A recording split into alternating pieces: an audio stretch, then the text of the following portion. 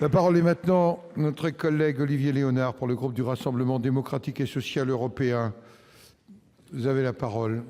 Monsieur le Président, chers collègues, ma question s'adresse à Monsieur le Premier ministre. Nous sommes très préoccupés par l'intervention militaire turque. Notre collègue Patrick Kanner l'a dit à l'instant.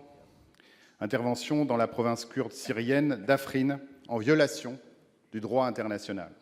Alors que la coalition internationale affronte dans la province d'Idlib l'ex-front al-Nosra, la branche syrienne d'Al-Qaïda, les forces turques bombardent l'enclave kurde d'Afrin, située au nord de la ville martyre d'Alep. Depuis dimanche, une intervention terrestre est en cours et les correspondances font état de nombreuses victimes civiles. La Turquie mène l'assaut contre l'une des rares villes syriennes qui a jusqu'ici échappé à la destruction et servi de refuge à des milliers de déplacés syriens, une ville dont le seul crime est d'être dirigée par les forces kurdes. Or, ces forces sont nos alliés. Elles sont nos alliés dans la guerre contre Daesh. Ce sont celles qui, à Kobané, ont infligé une défaite sans appel à Daesh. Elles ont mis hors d'état de nuire des milliers de djihadistes et participé à la libération de tous les territoires syriens occupés par Daesh, y compris Raqqa, capitale de leur soi-disant califat. Alors que l'engagement des Kurdes à nos côtés n'est plus à démontrer, nous savons aussi que des parlementaires et des maires kurdes élus démocratiquement sont aujourd'hui emprisonnés en Turquie. Monsieur le ministre, vous avez à raison saisi le Conseil de sécurité de l'ONU qui s'est réuni à huis clos et dont aucune mesure ne semble être ressortie. Nous connaissons votre attachement à soutenir ceux qui combattent pour la liberté.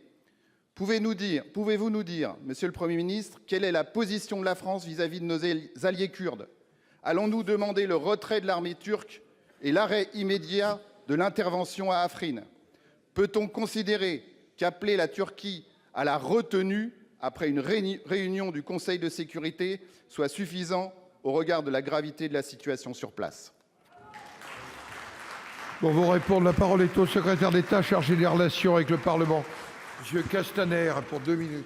Merci, Monsieur le Président, Mesdames, Messieurs les sénateurs, Monsieur le sénateur Léonard. Le Premier ministre a posé, comme vous dans votre question, comme pour la première question, une photographie précise de la situation. La situation, c'est quoi?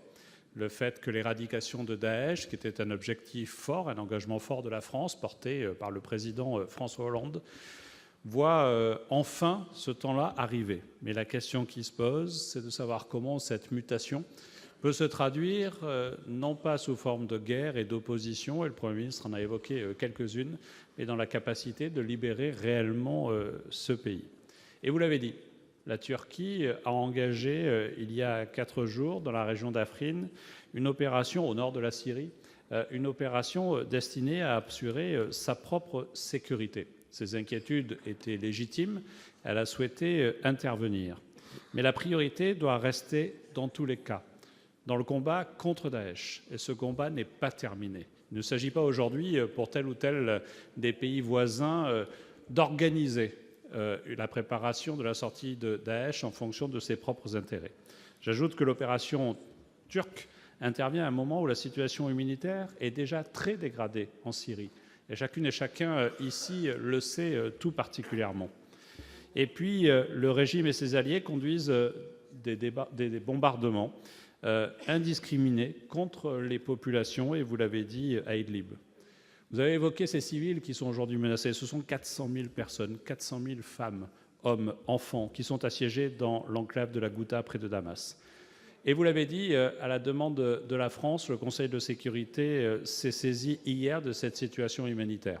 Pour des raisons de diplomatie internationale, peu de choses ont fuité, mais je voudrais, monsieur le sénateur, réaffirmer ici devant vous la volonté de la France d'appeler à la Turquie, mais aussi tous les partenaires, à une sortie par le haut pour qu'on ait une solution politique qui seule peut stabiliser durablement la Syrie et garantir la sécurité de tous ses voisins, mais aussi la sécurité de la Turquie. Merci. La parole à notre... S'il vous plaît.